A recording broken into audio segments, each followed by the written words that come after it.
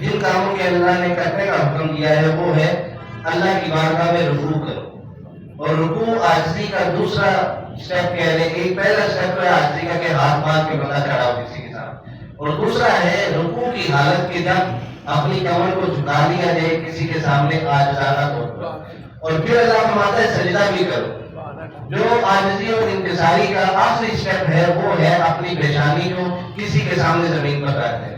اور اللہ فرماتے ہیں کہ یہ صرف مجھے حق ہے کہ تم میرے سامنے اپنی پیشانی کو جھکاؤ، کسی اور کے سامنے اتنی عاجزی اور انکساری اختیار نہ کرو. پھر اللہ فرماتا ہے اپنے رب کی عبادت کرو.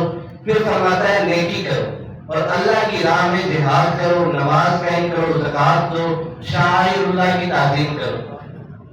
شاعر اللہ کیا ہے؟ کعبۃ اللہ، وہاں پہ جو بھی صفا مروا یہ سارے کیا ہے؟ ان دوسرے بارے میں بھی آتا ہے ان الصفا والمروہ من شعائر اللہ.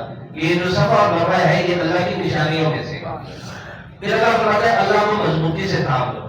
یہ بھی آیت قرآن میں 2 مرتبہ آئی ہے لیکن تھوڑا سا الفاظ ڈفرنٹ ہے، معنی و مفہوم دونوں کا ایک ہی ہے. ایک جگہ پر اللہ فرماتا ہے وَاعْتَصِمُوا بِحَبْلِ اللَّهِ جَمِيعًا وَلَا تَفَرَّقُوا، کہ اللہ کی رسی کو مضبوطی سے تھام لو اور آپس میں فرقہ بازی مت کرو، آپس میں بٹ نہ جاؤ، آپس میں کسی قسم کی تقسیم نہ کرو. اور یہاں پر اللہ فرماتا ہے وَاعْتَصِمُوا بِاللَّهِ، کہ اپنے رب کو تھام لو.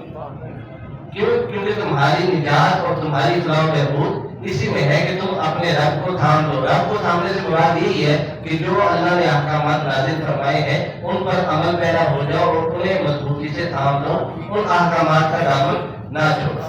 جن کاموں سے اللہ نے منع فرمایا، اللہ کے ساتھ شرک نہ کرو، جھوٹی بات سے بچو. جب بھی کوئی بات کرو تو اس میں سچ بولو. کیوں؟ لعنت اللہ علی الکاذبین، اللہ نے جھوٹوں پر اپنی لعنت فرمائی ہے. بتوں کی عبادت نہ کرو.